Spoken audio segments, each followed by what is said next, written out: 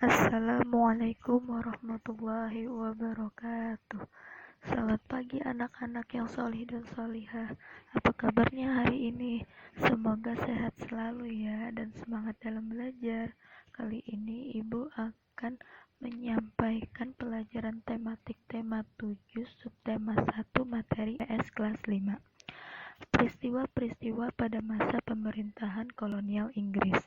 Setelah berhasil menguasai Indonesia, pemerintah Inggris kemudian mengangkat Thomas Stamford Raffles sebagai Letnan Gubernur di Indonesia.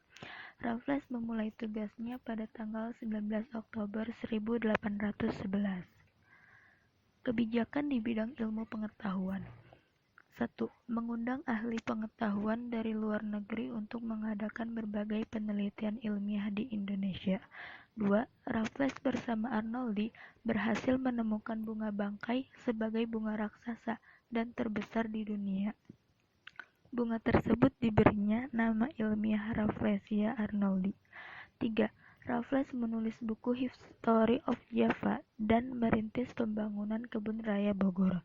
Kebun Raya Bogor merupakan kebun biologi yang mengoleksi berbagai jenis tanaman di Indonesia, bahkan dari berbagai penjuru dunia.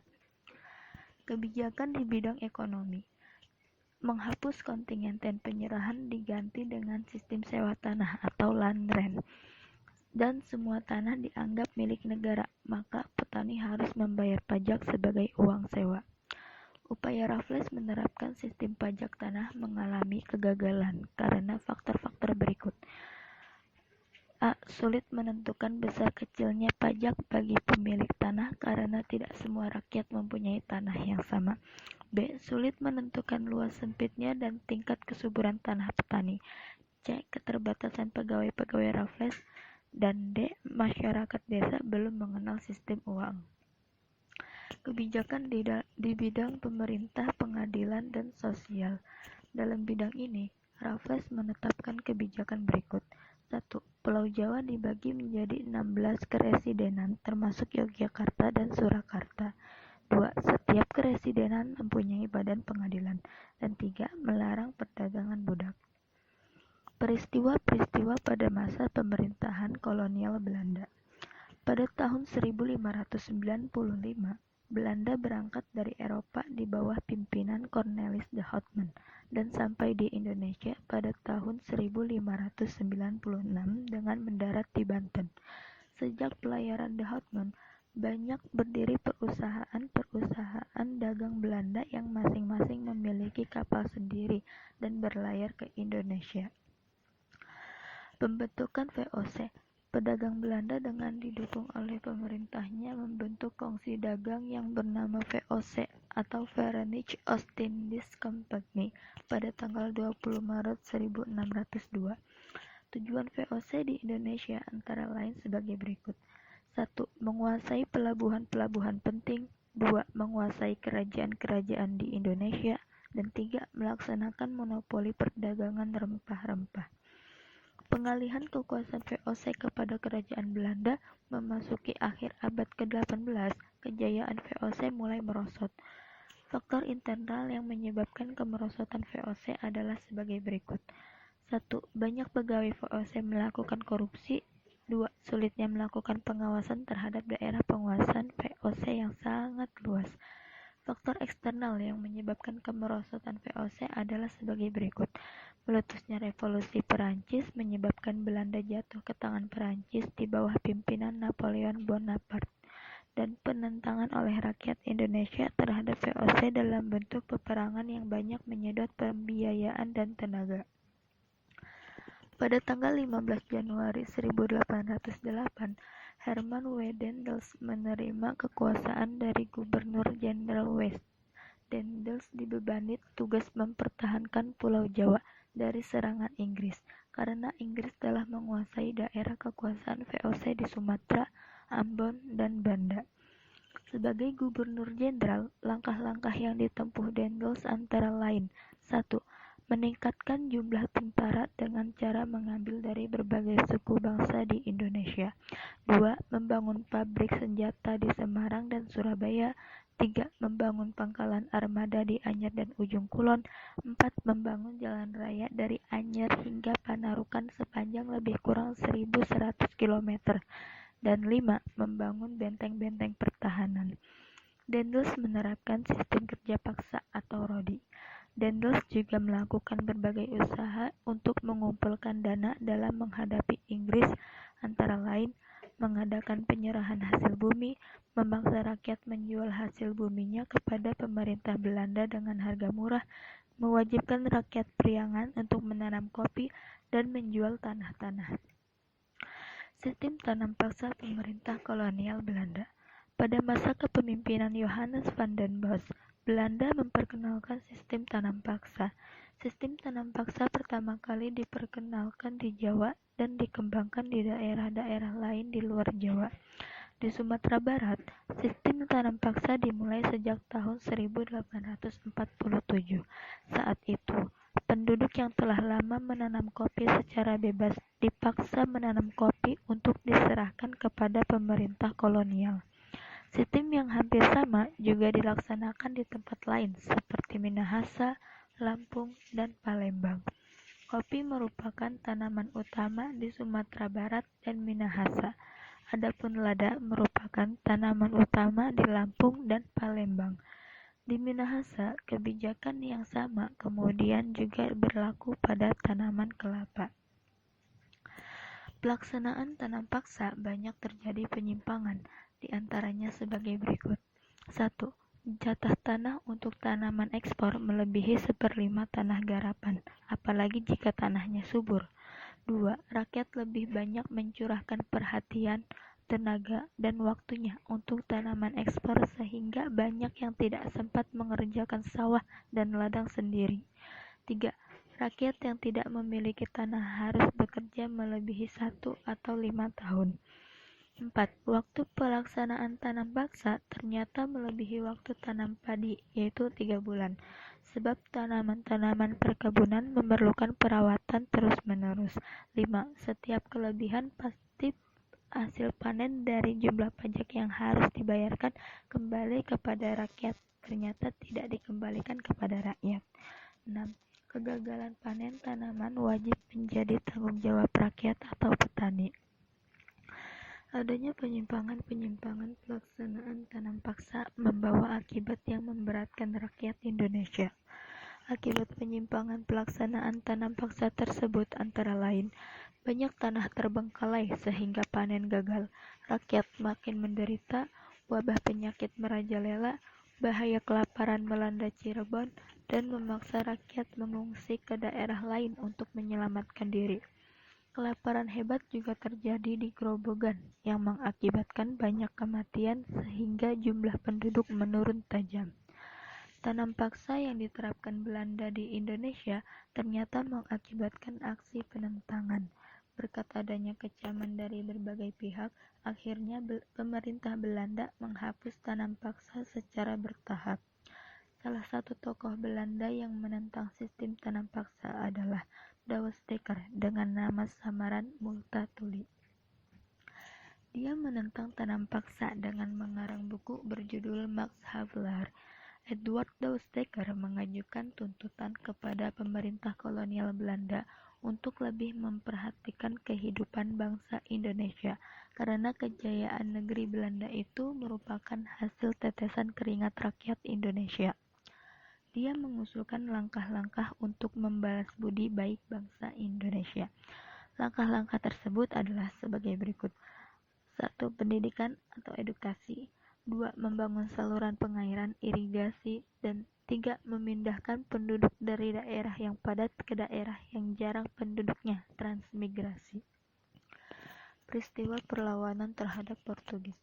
Setelah Malaka dapat dikuasai oleh Portugis pada tahun 1511, terjadilah persaingan dagang antara pedagang-pedagang Portugis dan pedagang di Nusantara.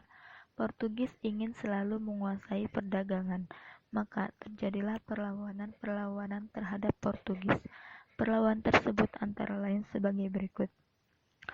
Sultan Muqaddam Shah dari tahun 1514 sampai 1528 berhasil membebaskan Aceh dari upaya penguasaan bangsa Portugis. B. Sultan Alauddin Riayat Shah dari tahun 1537 sampai 1568 berani menentang dan mengusir Portugis yang bersekutu dengan Johor. C. Sultan Iskandar Muda dari tahun 1607 sampai 1636. Raja kerajaan Aceh yang terkenal sangat gigih melawan Portugis adalah Iskandar Muda. Pada tahun 1615 dan 1629, Iskandar Muda melakukan serangan terhadap Portugis di Malaka. Pada awalnya Portugis diterima dengan baik oleh raja setempat dan diizinkan mendirikan benteng. Namun, lama-kelamaan, rakyat Ternate mengadakan perlawanan karena Portugis serakah, ikut campur dalam pemerintah, membenci agama rakyat Ternate, dan bersikap sewenang-wenangnya. Rakyat Ternate dipimpin oleh Sultan Hairun bersatu dengan Tidore melawan Portugis sehingga Portugis terdesak.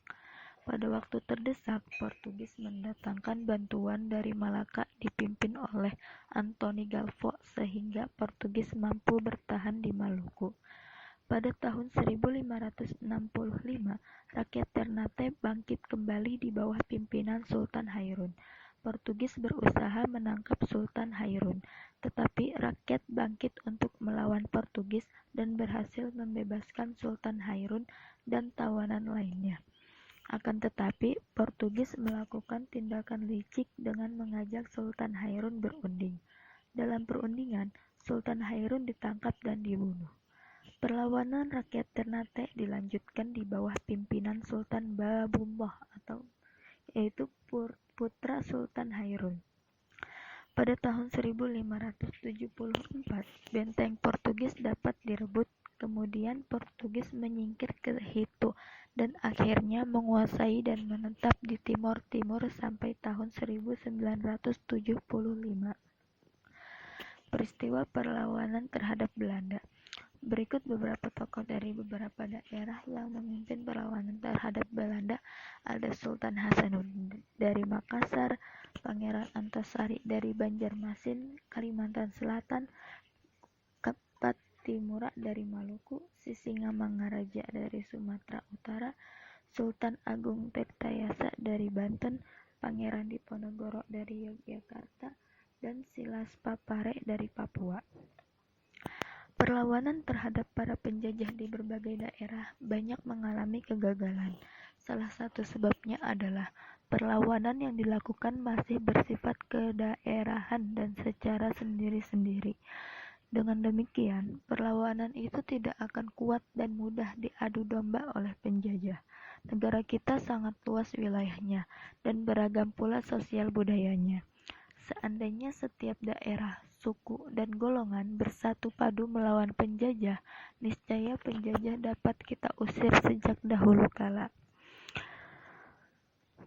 Tahukah kamu keragaman sosial budaya yang dimiliki oleh bangsa kita? Nah, keragaman sosial budaya di Indonesia. Kebudayaan merupakan segala sesuatu yang dihasilkan oleh akal budi manusia. Adapun wujud budayanya yaitu gagasan atau ide, misalnya kepercayaan, tindakan, misalnya upacara adat dan seni pertunjukan, serta benda, misalnya pakaian adat dan senjata tradisional. Selain sebagai identitas, kebudayaan juga sebagai kepribadian suatu bangsa. Negara kita mengembangkan kebudayaan daerah dalam rangka memperkaya kebudayaan nasional. Hubungan antara keduanya sangat erat karena kebudayaan nasional bersumber dari kebudayaan daerah. Kebudayaan nasional lahir sebagai hasil usaha akal budi atau pikiran seluruh bangsa Indonesia yang terdiri atas beragam ras dan suku. Faktor penyebab keragaman bangsa Indonesia. Indonesia merupakan negara kesatuan yang masyarakatnya majemuk. Bangsa Indonesia terdiri atas beberapa suku bangsa yang menyebar dari Sabang, ujung Sumatera Utara, sampai Merauke, ujung Papua. Faktor keturunan. Yang pertama, ras di Indonesia. Berdasarkan ciri-ciri fisiknya, masyarakat Indonesia dapat dibedakan menjadi 4 kelompok ras sebagai berikut. Yang pertama, kelompok ras Papua Melanezoid, terdapat di Papua, Pulau Aru, dan Pulau Kai. Yang kedua, kelompok ras Negroid, antara lain orang Semang di Semenanjung Malaka, orang Mikopsi di Kepulauan Andaman. 3. Kelompok ras Wedoid, antara lain orang Sakai di Siak Riau, orang Kubu di Sumatera Selatan dan Jambi, orang Tomuna di Pulau Muna, orang Enggano di Pulau Enggano, dan orang Mentawai di Kepulauan Mentawai. Yang keempat, kelompok ras Melayu Mongoloid yang dibedakan menjadi 2 golongan. Yang pertama, ras Proto-Melayu atau Melayu tua, antara lain suku Batak, suku Toraja, dan suku Dayak. Yang kedua, di samping kelompok ras di atas, masyarakat Indonesia juga terdiri atas kelompok warga keturunan Cina, ras Mongoloid, warga keturunan Arab, Pakistan, India, ras Kaukasoid, dan sebagainya yang hidup berdampingan membaur menjadi warga negara Indonesia. Masyarakat Indonesia tidak mengenal superioritas suatu ras dan tidak menganut paham rasialisme. Yang kedua, suku di Indonesia. Masyarakat Indonesia yang majemuk terdiri atas beberapa suku bangsa atau etnis. Tiap-tiap suku bangsa memiliki bahasa dan adat istiadat serta budaya yang berbeda. Di suatu daerah, mungkin terdapat beberapa suku. Sebagai contoh, di Sumatera terdapat suku Aceh, suku Melayu, dan suku Batak. Di Pulau Jawa terdapat suku Betawi, suku Sunda, suku Osing, dan suku Jawa. Bagaimana dengan daerahmu? Suku apa sajakah yang ada? Nah, yang kedua itu perbedaan kondisi geografis. Perbedaan kondisi geografis turut berdampak pada munculnya berbagai ragam mata pencaharian. Contohnya perikanan, pertanian, kehutanan, dan perdagangan. Pada setiap bidang tersebut, mereka akan mengembangkan corak kebudayaan yang khas dan cocok dengan kondisi geografis lingkungan tempat tinggalnya. Yang ketiga, dalam pengaruh kebudayaan luar. Bangsa Indonesia adalah contoh bangsa yang terbuka. Keterbukaan ini dapat dilihat dari besarnya pengaruh asing dalam membentuk keberagaman masyarakat di seluruh wilayah Indonesia. Pengaruh asing yang pertama ialah ketika orang-orang dari India, Cina, dan Arab, kemudian disusul oleh orang-orang dari